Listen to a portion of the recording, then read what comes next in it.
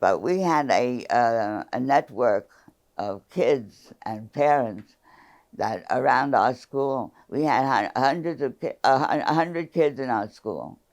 And the Mothers Club, we used to put on puppet shows, puppet shows. Which school, by the way? This is the Workman Circle School 3.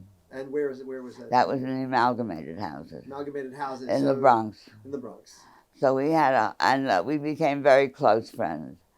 And the actors were wonderful people. And we had this actor who was a former actor director, Glickson, Joseph Glickson, from not Youngville, Young Theater, Weichert's Young Theater. And he and his wife were both the actors there.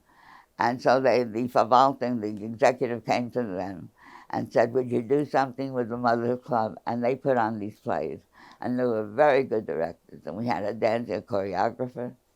We had someone who painted the sets. And the men in the Verwaltung helped us with making a stage for the puppet shows, or fixing things, or building things around us. It was a whole community venture. And it was very successful. Our plays were very successful and full of fun, and they are remembered by everybody. There's still 2 or 3 still alive from the Mothers Club.